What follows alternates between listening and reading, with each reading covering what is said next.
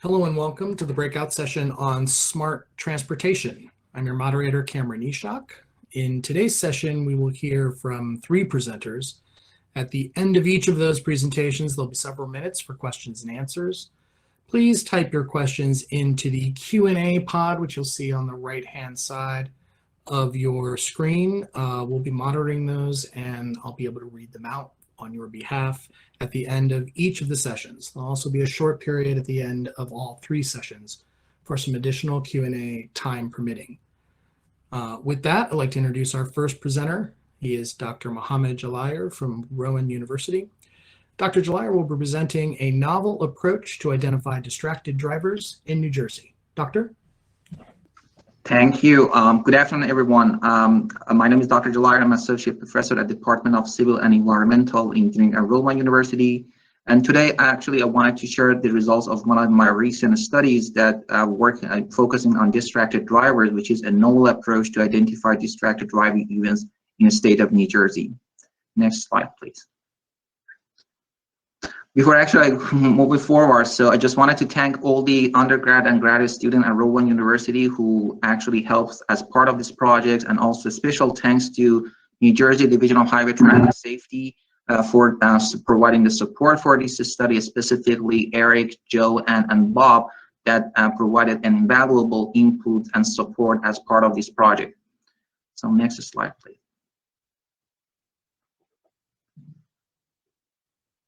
Next slide, please.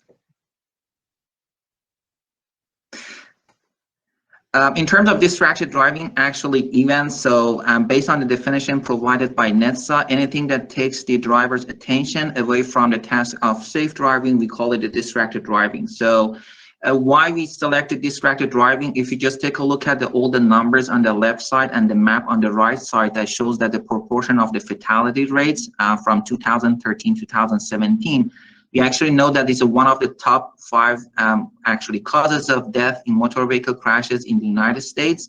And almost just only in 2019, we had more than 3,100 fatalities and almost 424,000 injuries that happen results of the motor vehicle crashes involving distracted driving. But when we're talking about New Jersey, we know that New Jersey has the second highest traffic fatality rates, almost 25% of the fatalities that involve distracted driving events. Next slide, please. So in terms of objective of research, so we conducted a comprehensive literature review to identify the presence gap in the knowledge that we have with respect to the distracted driving. And as you can see here, these are the three main points that we found it. That one of the issues that we are seeing right now is distracted driving is significantly unreported events. So, and it's hard to capture all the incidents that happen every single day on the roads.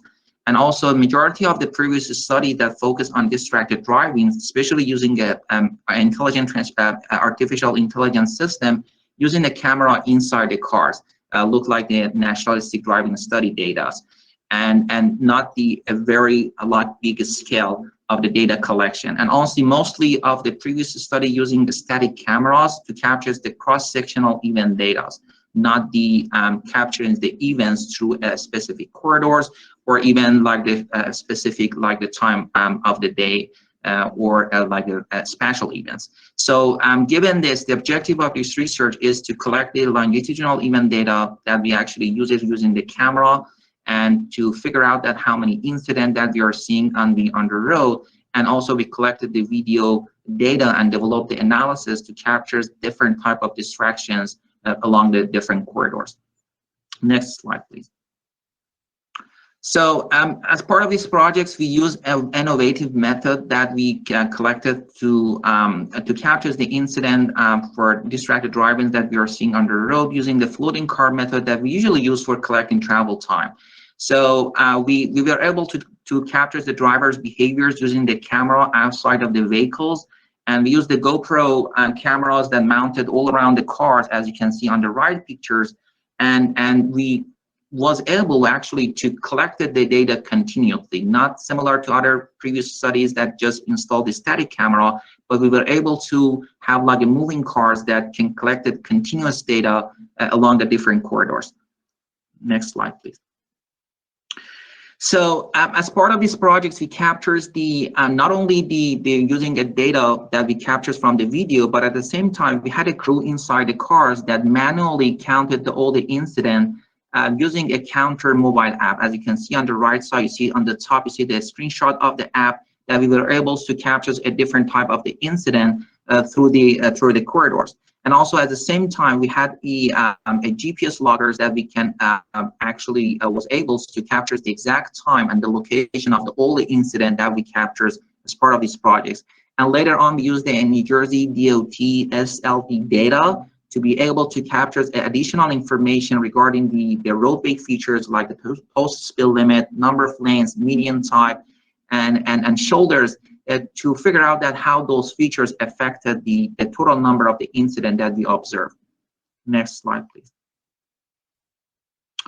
So we got multiple source of the data initially as part of this project, which is the roadway features, and at the same time we collected using a GPS data loggers and the video that we captured. We were able to identify the actual location of the incident. So we combined them, and then we were able to match the time that we collected from the tracker with the time that we manually enters through the counter mobile app. So, and then after that, we got all the incident and using the geolocations that we use for ArcGIS. And then after that, so we would actually use the NJDOT website to get the spatial data regarding the roadway features. And at the end of the day, we combine all these data to come up with the final data set that we use it to get more actually in-depth analysis on it. Next slide, please. So these are the main corridors. Previous slide, please.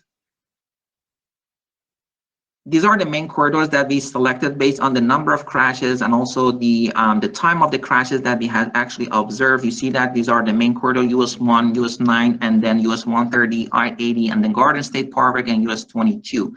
On the right side, you see that this is the percentage of the total crashes that happen on these corridors. And also based on the timeline, we figured out that during the afternoon, we actually have observed more type of the incident and crashes. So, and that's why we actually, that can help us to figure out that, you know, what time of the day most probably can be a good potential for data collection. Next slide, please.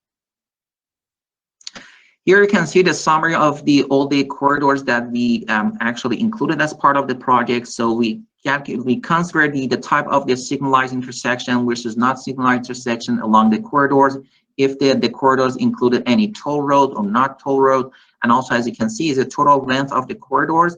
And then you can see the total of the mileage that we collected as part of these projects. Total of around 12,000 miles of the highways we actually collected as part of this project. And the total number of hours that we observed the incident is almost 267 hours. And also we collected the ADT to figure out that the sample size that we get from each individual corridors is statistically significant. We can say that, you know, this sample size that we collected can be a good representative of the entire corridors. Next slide, please. Here you can see the summary of the distracted events that we collected along these corridors. So, and based on the different type of the distraction, you see that the you know, handheld cell phone, for example, fidgeting, eating, and radio or reaching the objects within the car, talking to passenger and receiving calls, and also drowsy. And also we captures that the percentage of the pupils and drivers who are not distracted. And last column has to actually provide interesting results to us to see that based on each individual corridor, what is the percentage of the events that we observe, distractions versus not distraction. And if you just take a look at these numbers, average the total is almost 22.8% of the drivers that we observed as part of this project were distracted. So meaning that's it's a huge number, like almost, but for other corridors, if you see that, you know, some corridors has more than that, almost 26%, and some of the corridors has less than that. But the average is almost 23%. Next slide, please. So this is the event map that we actually created using a GPS data loggers that we use. And as you can see here, this is the heat map that provide invaluable information for us to figure out that what are the hottest spot locations. And as you can see here, the red showing that the more incident happens. And also based on the different type of distractions we recorded for, and these are just two samples of US 1 and Route 18. And well, we actually have it for every single corridors that we collected as part of this project. Next slide, please. So in order to make sure that the different roadway features and geometric design features of the roadway is statistically significant that can affect the behaviors of the peoples to be distracted, we use the statistical test, the man-Whitney U test, and cross-covariance test that we use it for the like 2 categories and 3 and more categories to make sure that if we see some statistically significant in terms of this number of distractions considering the different roadway features. So next slide, please. And here you can see the summary of all the parameters that we consider as part of these projects: day of the week, traffic signal conditions, seasonal effect, toll roads, and also time of the day, and also post spill limit, number of lanes, and median time. Next slide, please.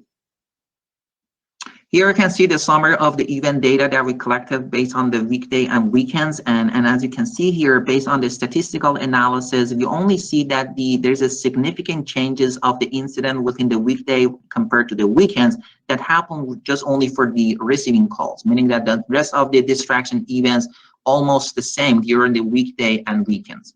Next slide, please. This actually table showing the signalized versus unsignalized corridors, and as you can see here, so only 2 parameters of the talking to passenger and receiving calls showing that it's statistically significant between the like the signalized and non-signalized corridors. Next slide, please. Here show the summary of the peak hours, off-peak hours of the incident, and as you can see here, the majority of the distraction events doesn't show any statistically significant between the peak hours and off-peak hours, and the only parameter that shows this statistically significant is non-distracted drivers, and as you can see here, we are seeing less during the peak hours. Next slide, please. Compared to toll road, not toll road, so you only see that, you know, the only parameters that we see as significant changes during the toll and what's with the toll road and non-toll road is the receiving calls. And as you can see here, so during the for non-toll road, we are actually seeing less number of incidents. Next slide, please. So we compared the effect of the seasonal in terms of the behaviors of the peoples, and we compared the spring season versus the summertime. So, and as you can see here, we are seeing the 2 significant parameters with respect to the distraction events, which is the fidgeting and eating and drinking. So meaning that during this time, like the summer, we see more activities within the cars, like with respect to the fidgeting and the eating. So which usually makes sense. And also for non-distracted events, we are also seeing that there's a significant reduction during the summertime. Next slide, please. Also, we compared the different categories of the spill limit to see the effect of those spill limit on the total number of the distraction events. And as you can see here, there's a specific trends that you're only like seeing among all these different speed categories. When the spill limit is getting increased, the number of incident has been increased, as you can see here. So meaning that the spill limit to 25, 35 compared to 36 to 45, you see that, you know, the number of incidents have been increased. Also, we did the different categories of the also of the 56 to 65, and also we are having seen the same trends. Next slide, please. Regarding the median type, so we compared 3 different types of the median: unprotected, positive, and curves, and we want to figure out that if the people's behaviors with respect to distraction have been changed considering the median type.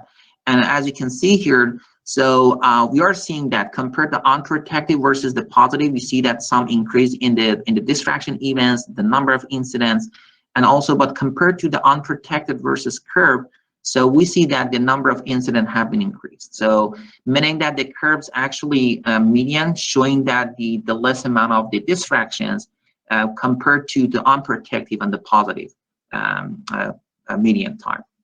Next slide, please.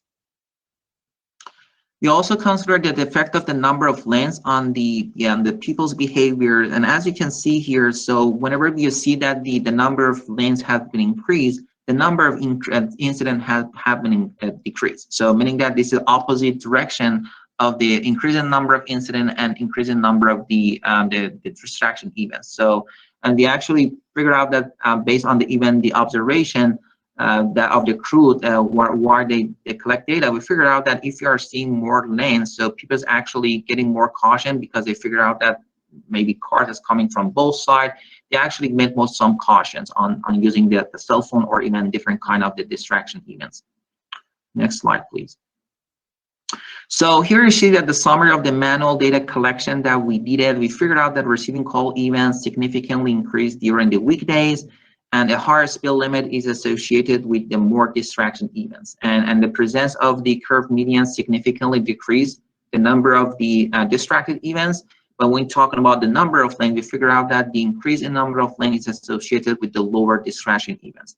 So that's the summary of the manual data collection. But with the next step, we're actually using an AI-based model to figure out that using the video, what are the total number of distraction events that we captured as part of these projects. Next slide, please. Here you can see the summary of the different steps that we follow up to get the final results, which is the capturing images from these videos, and then we label and annotate all those pictures, and also we train the models, validate the models, testing the models, and then we evaluate the final outcome of the model. Next slide, please. Here you can see one examples of the detection step, which is the labeling and annotation of different type of the distraction events. We set up the different definition for labelings. For example, I'm just showing a couple of examples here. So the handheld cell phone, for example, if hands intersect with cell phone, we consider the handheld cell phone. So if hands intersect with cell phone and ear, so we consider the receiving calls. So based on all those definitions, so we actually go through all these images to figure out that which one is handheld cell phone, for example, which one is fidgeting, which one is the radios, food, and etc. And we, as part of this step, we created a good databases that we can put it on the training of the models and run the model. Next slide, please. Here you can see there's a total number of images that we use for the training purposes was 5,382 images. And as you can see on the right side, this is showing that the distribution of different images. So for example, some categories have more images compared to other categories that we actually have seen less incidents. So, and we use the AI-based algorithm, we call it YOLO version 5. And the reason that we select YOLO because it's a very fast algorithms and it's very accurate in prediction, and also it requires less computational effort. And we actually was able to batch and do the prior processing, which is very important for this project because it's a very computational heavy task. Next slide, please. Here you can see that one example of the training and validation of data that we completed. On the left side, you see that the training of a batch of 16 images. And as you can see here, so, based on each labels, you see that a different type of the distraction that was annotated. But at the right side, you see that the validation of the images. And as you can see here on the top left, you see that during the validation, we figured out that initially it was recorded incorrectly. So, and we validate all the results and to make sure that the accuracy is good enough. Next step, please. Next slide. Here is just showing the detection steps for testing. And as you can see here, so there's actually box around each images that you see. This is the name of the distraction events, and also there is a number associated with the legend that shows that the level of the confidence that the algorithm can detect those images as the distraction events. So, for example, on the top left, you see that it's a cell phone, and there's a number of 0.090, meaning that 90% algorithm is confidence that distraction is a cell phone use. And as you can see here, for all other type of distraction, we are seeing different numbers. Next slide, please. In terms of the evaluation of the models, so using all the images that we use for training and verification, so we actually figured out that out of 598 images, so 511 images were correctly categorized at different type of these distraction events. And meaning that the accuracy of the model is almost 85.5%, which is very good for these kind of the studies. And we figure out that some of the distraction events like cell phone use, eating and drinking, and also we have some situation that the windows was tinted and we were not able to figure out that what kind of distraction is it inside the cars. and also not distraction has like the accuracy above 80%.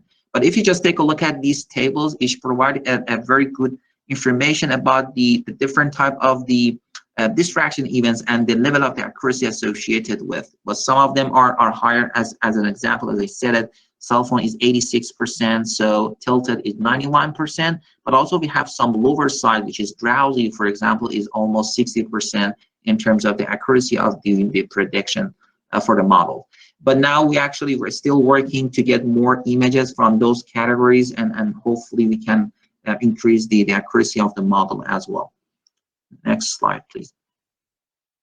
So in terms of the conclusion of this study, so we figured out that the variation of the temporal variables and roadway features have a significant effect and influence on the driver's behaviors involving distractions. And also based on the summary of the data that we collected, we figured out that the handheld cell phone was the leading type of distractions that we actually observed as part of these projects. And also receiving calls, talking to passengers, fidgeting, grooming, actually vary due to variation of temporal and roadway features, which makes sense.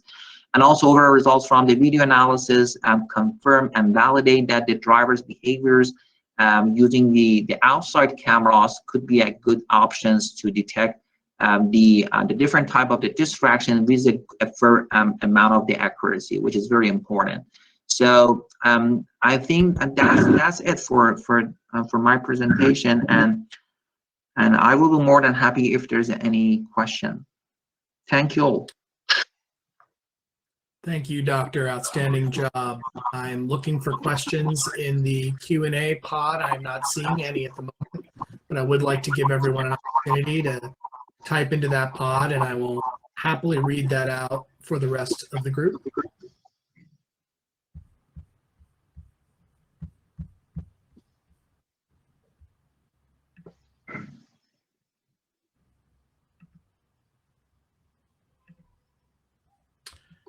We have a question, Doctor. Is this technology available for public agencies?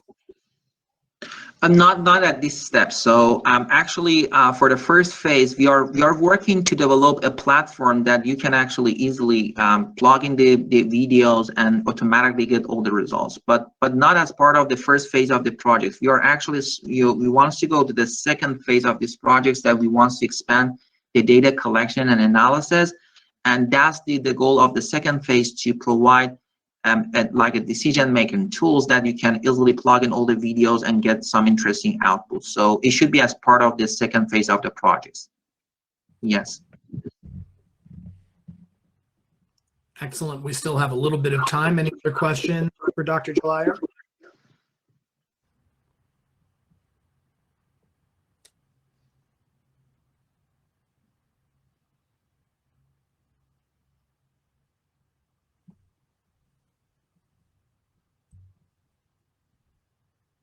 I'll give you guys just another minute or so. I know typing is a skill, and we're all using an unfamiliar system, but this was an excellent presentation, and I want to give everybody an opportunity to perhaps think about what they might want to ask.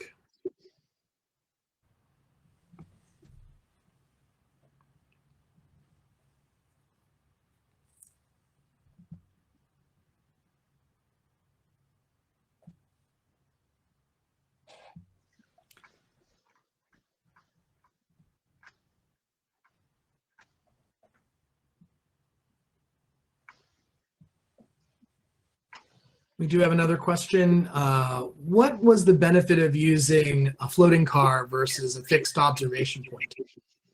That's a good question. So the only difference between like a static or a stationary camera versus the system that we use in like the floating car is to actually versus the crossing like section of the data collection, that we only observe the drivers who pass the specific point of the road. So imagine that you install the camera, and then you only see the cars that passing that point, meaning that there's opportunity for drivers who are not using their phone or any kind of distraction at that point, but right after that, they can use it any kind of distractions. And as part of like those, so we are not capturing those kind of the incident.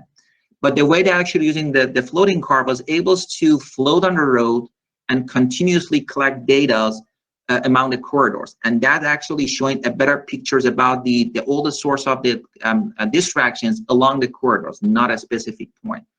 And we want to make sure that we are not missing any kind of the distractions related to the data collection method. So, and that's why we call it the innovative method, because for distracted, it was not actually implemented so far. Excellent question. And thank you again, Dr. Jalayer. We will have some time for all of you to ask questions again of Mohammad at the end of all of the presentation. So thank you very much. You're welcome. Moving on, our second presenter is Anjiang Chen, a second-year PhD student of Professor Peter Jin at Rutgers University. Anjiang will speak today about integrated pandemic travel demand and epidemiology modeling for COVID-19 case prediction and its impact on regional transport behavior.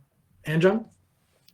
Thank you, Cameron, and I really appreciate this opportunity for presenting here. And today my topic is the integrated pandemic travel demand and epidemiology modeling for the COVID-19 case prediction and impact on the regional travel behavior in 2020. Next slide, please. So I will introduce the research from these 4 contents. Next slide, please. I believe that everyone really went through the difficulty period because of the COVID-19 outbreak and the pandemic. And unfortunately, tens of thousands of people have been affected during 2020. And according to the public statistic record, at the end of the last month, a total of 43.5 million people have been infected nationwide, and accounting for around 13% of the total population. And in New Jersey, the numbers reaches about 1.15 million people. This is really a huge number, and I really sad that some patients have not been able to survive this difficulty. And as early as March 13, 2020, the president gave the national emergency declaration, and it also have some policies such as the mask wearing, travel restrictions, and including some vaccinations aimed to controlling the spread of the COVID-19. But you can see from the data results, we cannot deny the trend of the global explosive of the COVID-19. Next slide, please. And so we analyzed the data of the people traveling in New Jersey and compared them with the COVID-19 outbreak data. And the results is a little bit surprising since the national emergency declaration, once a significant decrease in the number of daily trips only occurred in the April, and there's no other big change in other months. And in addition, you can see at the right, about 35 of these trips are always the trips that cross the county boundary. So, and generally speaking, the correlation between the change in the number of the new cases and the number of the trips per day is not very obvious. So we want to dig deeper to find some details of the trip futures, such as the origin and the destination points, and whether the trip is across boundary trip to find the correlation between the pandemic and the people's travel demand. And understanding the interaction between the travel behavior and the COVID-19 spreading patterns will play crucial roles in developing safe and reliable reopening strategies. Next slide, please. And in this way, we have formed a preliminary concept using an interdisciplinary approach to model our research problems. So basically, it is an epidemiological research topic, and we use the compartment model of that area to establish a research framework. And for the travel demand, we then select the combination of the Grati model, which contains the trip distributions between different regions to obtain the macro relationship between these two. Next slide, please. So let me first introduce the basic definition of the COVID-19 in the epidemiological topic. So we mainly divided the population into 3 types. The first is suspected population, which means the individuals have not been infected, but exposure to the virus and has a risk of the infection. in 2020, anyone is a suspected person at first, because no one can prevent the COVID-19 if you exposure to the virus. And then next is the infected person, who are the individuals are being infected and can spread the and can infect other persons in the suspected categories. This part are the patients. And the last one is the removed population, which means individuals who have been infected and removed from the COVID-19 patients. I'm sorry to say that includes all the recovered people and all the died people. So for any given time, the sum of these three groups are the population of a region, of a specific area. Of course, we assume that the total population remains the same, and therefore the spread of the COVID-19 can be expressed as the suspected people is infected and transformed into the patient population. And then when the people recovered or dead, they are removed and become the removed population. So this exploration it can be seen that we need to know some parameters of the COVID-19 itself, such as the transmission rate and the recovery rate. Next step, please. So we now focus on the infected population. So in the original model, all the infected people are classified into one category, but this makes some difficult to define the mobility and the travel behavior of the infected person. So therefore, we just like use some definitions from the imported cases on an airplane. Just like if you COVID-19 cases on an airplane and you fly to another country, you will be defined as imported cases. So we also divide the infected people into two categories. First is the local cases and the imported cases. So first is the local case means the people only travel within a certain area, and the part of these cases are all caused by the internal trips in a specific area. And the other one is the imported cases. That means the cases infected by the external trips. That means the cross-boundary trips outside a specific area. So in this way, we can know the mobility behavior of the people and the mobility characteristic of the cases during the pandemic. Once the number of the local cases and the imported cases in a certain area is determined, the features of the COVID-19 outbreak can be further studied to help formulate some people travel behavior under the pandemic. Next step, please. So how to determine the number of these two types of the infections? So here we use the OD travel demand data. In this data, we can clearly know the number of the trips between the origin and the destination pair. And in these trips, if the original point is the same as the destination, we define it as the internal travel. And if the original is different from the destination, we define it as external travel. And in addition, we can also get the total trips from an original area or the total production toward to a destination area. So, and we can know the percentage of the internal and external trips based on this total trip attraction and production. And with these parameters, we can formulate a model based on the travel behavior by using our OD data. Next step, please. So in summary, our research method is here.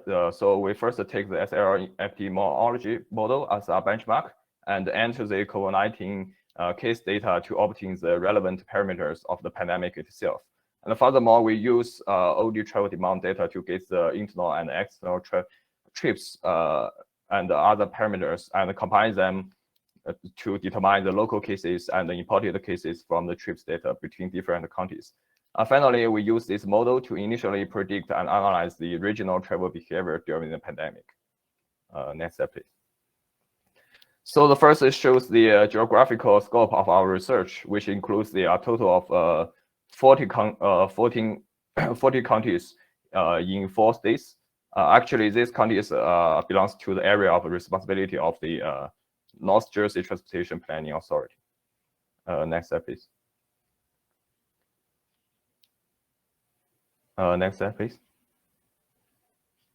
Okay, so here is the some general results of the COVID-19 cases in 2020 based on the traditional model and our new model. So you can see there are two peaks in the outbreak of COVID-19 in the 2020. The first peak reached at the end of the April, and after some go down in July and August, and the number of the infections rebound again. So therefore, the trend of this outbreak, I would say, is not in line with the traditional like other diseases. So first we calibrated the COVID-19 parameters by using some genetic algorithm, and then we use the traditional model and our new model to predict the total cases of the COVID-19. So from the left plot, you can see the traditional model have a good results to fix these two lines. And based on our model, you can see the accurate in predicting of COVID-19 cumulative active cases in our research area is overall in line with the reality. But however, the predicted curve shows many fluctuations, and the prediction results are a little bit lower in the period close to these two peaks. So barely the macro prediction results cannot fully highlight how the trips in the OD network and the spread of the COVID-19. Therefore, we analyzed the monthly mean error between the predicted cases and the actual cases for each county to compare the region features and the differences. Next slide, please. So first, here show the actual cases and the predicted cases in each county. First is the result in March. It can be seen that in the early stage of the outbreak, the number of the cases in these 40 counties have not yet occurred on a large scale. So only in the Manhattan and the surrounding area, the number of the cases is slightly higher, and the prediction data shows some trend as the actual cases, and there's a little bit different in the New York area. Next slide, please. And also, we choose December as another example. It can be seen that the number of the cases in Manhattan area and the nearby counties is the largest, which is also in line with the population mobility and the size of the population in that county. And in addition, the number of the cases in these 40 counties is also very different. But the prediction results of each county are basically the same, indicating that the people's travel behavior does have an impact on the spread of the COVID-19 virus. Next slide, please. And in addition, we also list the mean error of the case prediction for each county. The first error is conversion in March. Most of the counties' predicted values are lower than the true values, and some counties with a large population and more traffic, more trips, production and attraction values are more higher, such as the Manhattan area, and will have a lower predicted value. So this may be due to like the travel, when the population is denser and when the trip is more intensive, we can no longer to see that the trip is a single carrier for the spread of the virus. And it may be necessary to understand the other behaviors in the people's daily trips and lives. And on the contrary, where the population is small, such as Wayne County in the Pennsylvania, the predicted value will be much larger than the true value. Next slide, please. So in addition, in December, this trend still exists, but some changes have taken place in some counties. We can see that the Panther County have a large error, but it still need to do deep research on the specific reasons, such as like the influence of the seasonal and the geographical location on the travel behavior. Next slide, please. So from the above analysis, we have determined the trip is one of the important carrier of the COVID-19, and we want to dig further into the relationship and the characteristic of the OD network among these 40 counties. The sigil color plot are the type of the favorite density plot. That is, they can display the relative population density of the cell population. And for this OD matrix, some regional relationship with travel pattern and the spread characteristic can be found in this plot. Here's a comparison between the annually average travel demand OD matrix and the annually average imported COVID-19 cases OD matrix.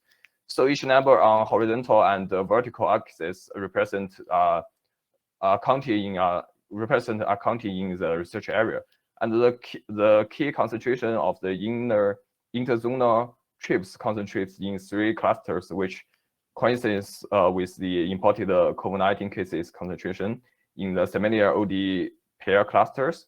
And furthermore, since the county is often a number close to the neighbor ID, it can be observed that the most interzonal trips of the COVID-19 imported cases are spread along the diagonal lines. Meanwhile, the COVID-19 imported cases seems to concentrate closer to some neighboring county OD pairs. This phenomenon indicates that the COVID-19 cases are still more likely to spread within short distance OD pairs. And several counties were identified as the key original cases zones, including the zone 7, 8, and 23. They are the Hudson County, Essex County in the New Jersey, and the Manhattan area in New York, which are in fact counties with large population and transportation hubs along the northeast corridors. The major urban center in the New York City will be the major carrier of the spirit of the COVID-19. Next step, please. So as a summary of this research, it can be summarized as we separate the confirmed cases into local cases and imported cases, and tying the imported cases to dynamic pandemic origin and destination demand patterns. And we can enable the dynamic characteristics of the regional travel behavior during the pandemic. And also we have several insights about the counties with high spreading risks, such as the Hudson and Essex County and the Manhattan area. Next step, please. However, this research obviously is still at a beginning stage, and there are some aspects that can be improved. So currently, this model is not time sensitive. We need to update the COVID-19 parameters manually, and so we want to update this model to a time-sensitive model that can change the parameters over time. In addition, if we use the location-based service data to replace our current OD demand travel data, we can more accurately understand the origin and destination locations of people's trips to determine the characteristic of the people's travel behavior. And the integration of some vaccination data and parameters into our model is also one of our goals. And finally, we must continue to improve the accuracy of the model for each county. Yes, that's all for today. And thank you for listening. So I'm very glad to answer your questions. Thank you. Thank you very much, Anjiang. Please post your questions in the Q&A pod to the right.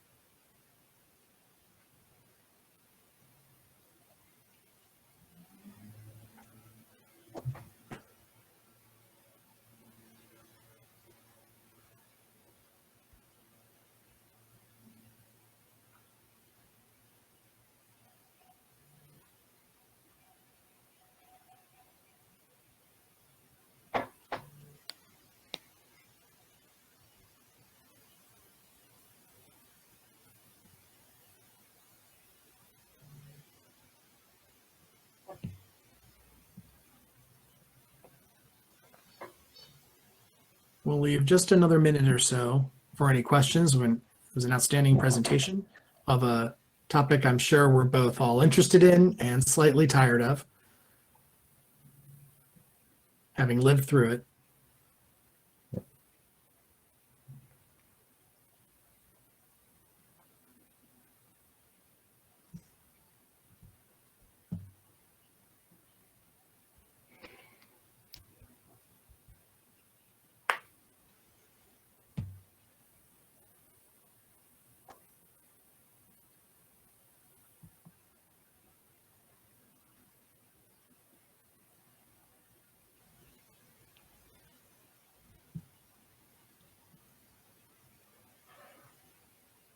We do have a question. If people get reinfected, will that impact your model and or the results? Yes, I will say we must consider the reinfected cases, but basically for for a large population and for a huge population in in our research there are 40 countries, so there will be millions of people in this area. So if there only have like 100 reinfected cases, they may be not influence this model. But in the future, we will consider this situation, like add some parameters or the variant offset to calibrate this situation and retest our model. And yeah, we need to consider this situation. But for now, for our large scale trip area, it may not influence this model. Thank you for that. Excellent question, by the way. Thank you very much, Anjiang Chen. We'll have an opportunity, I think, at the end to take general questions, so we might see you again then. Thank you. Thank you very much. Thank you. Our final presentation today is from transportation engineer Abdullah Shabarek of the New Jersey Institute of Technology. Abdullah will be speaking today about predicting traffic speed for New Jersey freeway work zones, a deep learning approach. Abdullah? Hello, everyone. So today's presentation is about predicting the effect of work zones on the upstream lanes, and we're taking a deep learning approach. Next slide, please. And this work is a part of New Jersey Institute of Technology. Shout out to Dr.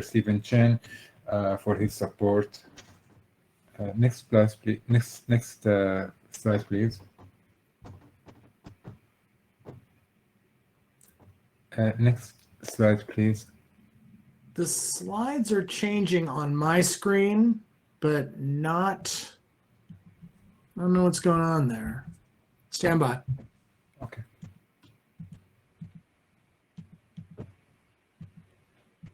Yeah, the slides are advancing on the screen, but I see that they're not advancing in the presentation. Do you want to unshare and share it again? Yes, that's an excellent idea. Hold on just a second. Okay.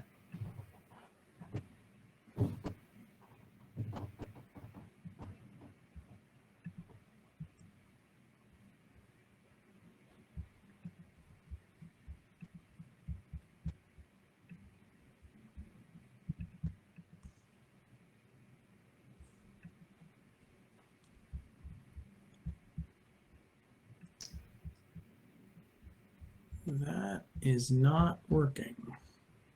Stand by, guys.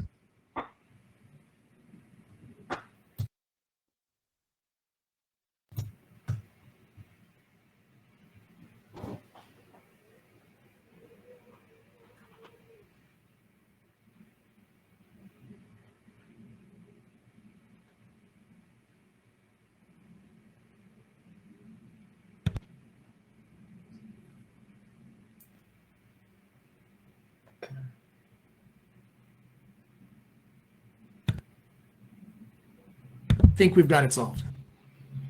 Okay. Apologies to everyone. Hopefully we're good to go. Abdullah, give it a shot.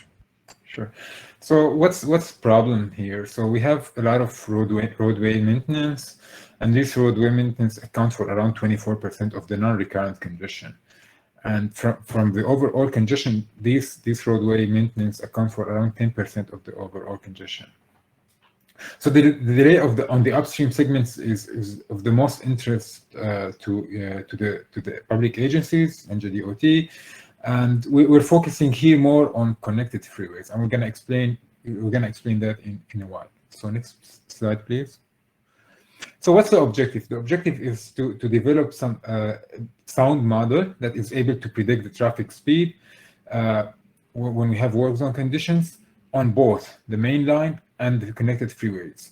And the connected freeways, when we say connected freeways, is any roadway that is connected to the freeway that has traffic. So usually we have traffic on let's say freeway, and when we have a work zone, there is a spillback of this traffic back on other routes, and we're going to examine that through this kind of presentation. Next slide, please.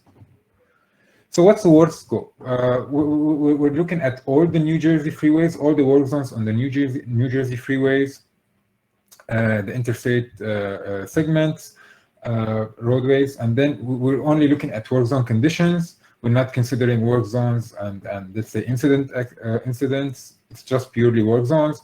The scope of work also 10 miles upstream of the work zone, meaning 10 miles upstream to the work zone on the main line and 10 miles also on the connected freeway. And with the data that we used for our model is between 2014 and 2019. And we're showing actually two models, convolutional neural networks or CNN and deep artificial neural networks, ANN. Next slide, please. So what data we use, what databases that we use? So we used OpenReach for the work zone collection. We use New Jersey crash records and Plan for Safety for the incidents. And the reason why we use the incident data is to exclude the data from that we have for the work zone. So once we exclude the work zone congestion that is occurring because of incidents, we can have purely work zone congestion. The DEM, which collects the elevations, digital elevation DEM, NJCMS for traffic volume, NJSLD, New Jersey straight line diagrams for the roadway mileposts, NREX and Google Earth, NREX for traffic speed, and Google Earth for verifying which milepost goes. We have a connection between two freeways or between freeway and another roadway. Next slide, please. So again, the background is we don't have a really a sound model that is able to predict traffic speed on both main lines and connected roadways, and we wanna overcome some of the some of the issues like overfitting issues. Now and now we suggested two models. We worked on multiple models, but these are the main two focus that want to distinguish between that want to show in our presentation for today. So we have the convolutional neural network and the deep ANN models. Next slide, please. So quickly going over the model types. So we have parametric approach, parametric models, simulation models, and non-parametric models. The parametric models are very easily transferable. They can be easily scalable, and they aren't expensive. One of the big disadvantages of the parametric models are we don't consider any data distribution, and accounting for spatial temporal variation is a little bit difficult. Now, on the other hand, simulation models provide high fidelity. But with simulation models like VISM or VISM, we really need to specify every area, and we have to input every work zone, and that takes a lot of time for calibration and so on and so forth. So we want a fast and quick solution that doesn't include a lot of calibration, but provide also good accuracy. So that's where the non-parametric models pitch in. So they have scalability. We can scale it on multiple work zones easily. We don't have a lot of computational times compared to simulation models. Now, some of the drawbacks is they are dependent on the data, so we really need a lot of data, and that's why we collected data between 2014 and 2019. That's an enormous amount of data. Next slide, please. Now, going over some tools for work zone congestion prediction, we have flag simulation, web-based work zone traffic, YMAP, RILCA, and all these tools, they have different approaches. So some of them use parametric models, some of them use non-parametric models. YMAP was using non-parametric models. We're building kind of based on the background of YMAP, and we're kind of increasing the coverage to have other branches or other connected roadways to that roadway. So YMAP was including just the main line, but we kind of started to extend beyond that to collect for other connected freeways as well. Next slide, please. So deep learning, we have like some of the main issues in deep learning is overfitting, meaning that we train a model, we validate a model, then the testing becomes a little bit difficult because the model is overfitting the data. Meaning that if you look at the second graph at the right-hand side, you will see that the relationship should be should be 2 lines, as you can see at the very at part D. It's small, but at part D. Now underfitting assumes just 1 line. Overfitting assumes like a zigzag, as you can see, and the real fitting should be 2 lines going down, then going up. So that's the basic concept of overfitting, and why overfitting and underfitting are kind of two things that are bad for any deep learning or machine learning model. So to overcome these issues, we use some kind of dropout, which is to drop out some of the neurons in the network, so the model cannot be having the same path every time between the input and the output. So that helps a lot in the overfitting issue. Next slide, please. Now, and again, the text is a little bit small, but these are the inputs for the model. So we have traffic volume for every segment. We have what's the distance from the segment to the work zone. So 1 mile, 2 miles, and again, the coverage is 10 miles.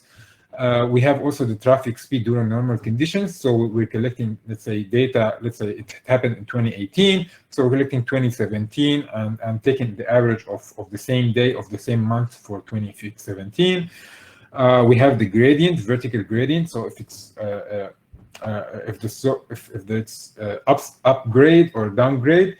So we have that as an input. We have also the inputs of what's the traffic flow going from the ramps to the freeway, and that has a lot to do with NJCMS and how we map NJCMS to figure out what's the divergence flow rate between 2 roadways.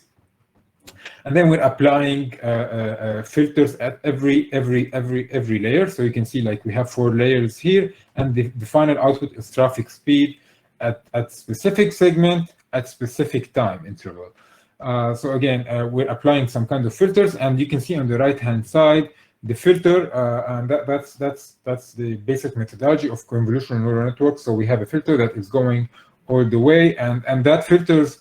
It's a 1-dimensional convolutional neural network, and that filter will reduce the overfitting issue again as well. When we have a lot of data. And next slide, please. Yeah. So when we're looking at the results, we're taking the root mean square error, or basically the error, and we're looking at what's the error, how is the error is being reduced over the training process. So when we run, let's say, 150 iterations of the training processes, you see the error is going down to around 5.8 to 6. And we can see also from that figure that the training and validation are a little bit close to each other, meaning that we don't have overfitting issue. And that would help us, in the testing processes later on. Next slide, please.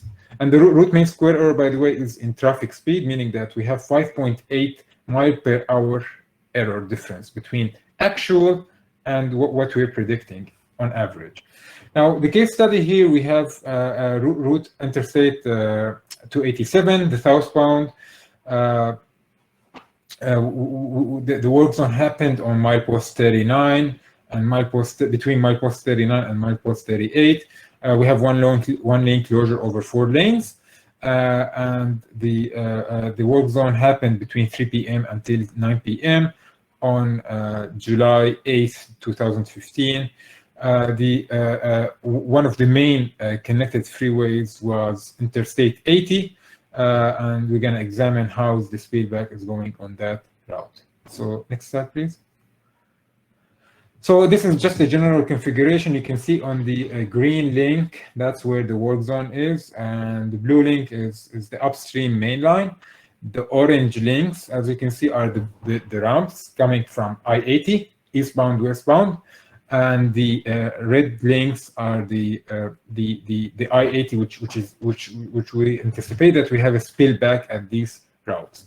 So we're not just examining the upstream, we're not just examining I-287, what's going on I-287 and excluding whatever we have on the other routes. So we're looking at a much bigger picture. We're accounting for congestion at a much higher level. So next slide, please. And this is just to show the traffic volume for passenger cars and for passenger cars and for truck, and you can see that we have some congestion around the peak, the afternoon peak hour, which is anticipated, and especially where the merging area of I-80, which is shown at the very first top part of the heat map. You can see a huge chunk of red. Next slide, please.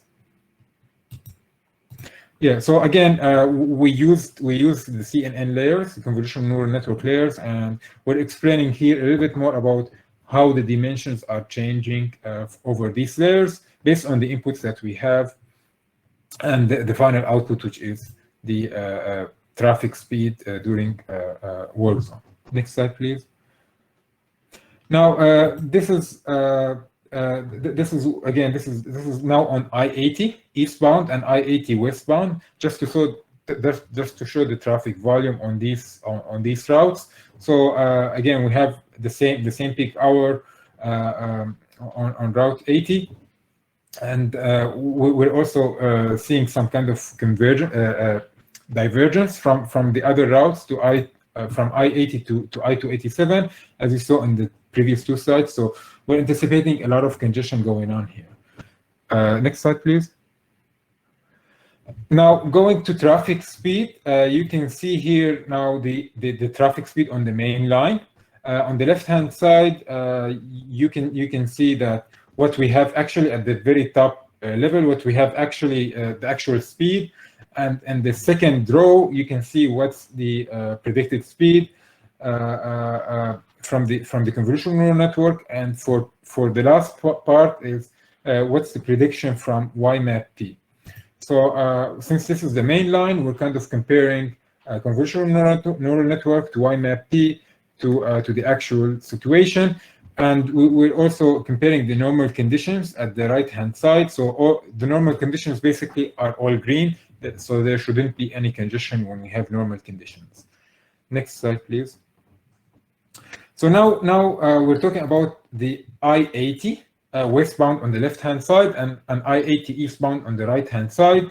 And again, at the very top is the prediction, and at the very bottom is the actual. We don't have YMAP-P because, again, YMAP-P is only for the main line. So that's one of the things that we were introducing right now. And you can see that there is some kind of correlation. It's not quantifiable yet. I'm going to show the quantifiable results in a couple of slides. But you can see that the traffic speed really resembles what we have, what we actually have. So next slide, please. So looking here at the error, the absolute error between for the I-287 southbound and for I-80 westbound in the second row, and for I-80 eastbound on the third row, and all of these for the prediction of the model that we developed. So we can see that we have a fairly amount of accurate results besides some kind of high red points, as you can see in the main line, and we're going to explain why we have these red lines in 2 slides. So the next slide, please. So now this is just to give you an idea of vehicle delay, vehicle per hour delays. So you can see in YMAP that have around 3,000 vehicle hour delay for that particular work zone. In our predictive model in the second column, you can see that we're adding the main line, and then we're seeing also congestion on the connectors as well. So we're accounting now for other roadways as well. And the actual is close to what we have, a little bit higher. So so on the actual, on the third column from the left-hand side. Now, going to the next slide, we'll see why do we have some errors. So when we investigated why we have some high errors at some points, we noticed that in the merging point, particularly on the main line, the model needs to have more parameters that we still need to work on. So you can see the big hump on the green line and the big hump on the red line, and both of them are the I-80 westbound and I-80 eastbound, and these humps are basically errors. And we're still investigating why do we have these errors and what we can do to improve the model at these points. Next slide, please. Here we talked about two types of segments. So the segments that are directly connected to the segments on the main line that are where the weaving area is, and the segments that are otherwise from these two segments. And we noticed that some high errors there, and that might be because of the weaving area. It might be some kind of variation in the traffic speed that we need to improve and work on. And next slide, please. So what we can do is we can quantify some of the applications that we can work on is quantifying the congestion costs and present it as dollars. So when we're planning for anything, for any work zones, we can say, oh, let's account not just for I-287, or let's not account for the route that we're doing the work zone on, but let's account for other routes as well. And that might give us some trade-off between doing a work zone at this time or doing a work zone at this particular time. So that involves in the process of planning for a work zone. Also, another particular application, maybe if we have a lot of congestion at some routes, if we predicted that we have a congestion, maybe we can deploy some queue warning systems or some particular system just to warn drivers that we have a congestion here, or maybe update the VMS, VMC, variable message signs, anticipated delays, even on the connectors that not particularly on the main line, but also on the connectors, especially on the ramp area. Next slide, please. So some of the conclusions, we saw that we can just estimate traffic speed not only on the main line but also on connected freeways. We can quantify it in a delay and thus for dollar price. So we can have better decision makings and we can plan for work zones in a better manner way. We can next slide, please. So what we can improve is we can optimize the scheduling of work zone based on the results of this research. We can have some staging if we're not able to optimize it in one shot. So we can have work zone stagings. We can combine. We can work on combining actually the congestion based on work zone and incidents, and see if there is a correlation between these two. So these are all new aspects of what we can improve and work on based on what we have right now.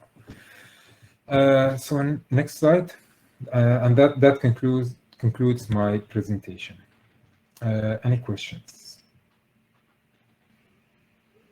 Will the model work with highways with signalized intersections? So right now is when we have a work zone on the freeway, and that includes also if we have any signalized intersections on the branches. But the other way around is not accounted for yet because we will have different parameters for arterial systems.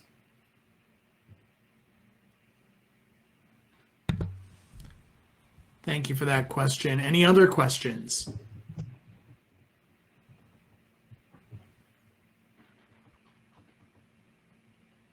give you just a minute or so to ponder. And that's by the way, that's a good point, because we'll be able to make a better ICM, better integrated corridor management plans. So that's actually a perfect question for signal intersections.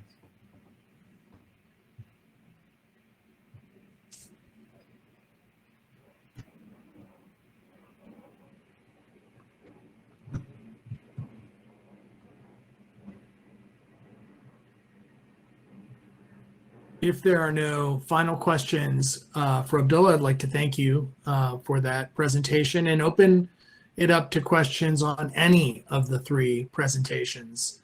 Final thoughts on those, please use the Q&A pod to your right.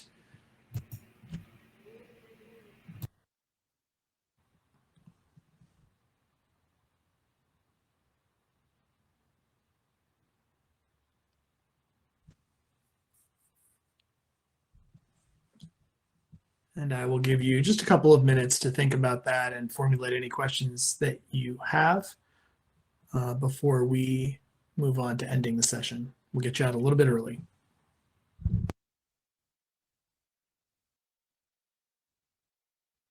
Seeing no further questions, I'd like to thank all of you for joining us today. Our session is now ending. Today's presentations will be made available on the New Jersey DOT Technology Transfer website after the event. Thank you, and thank you again to our presenters.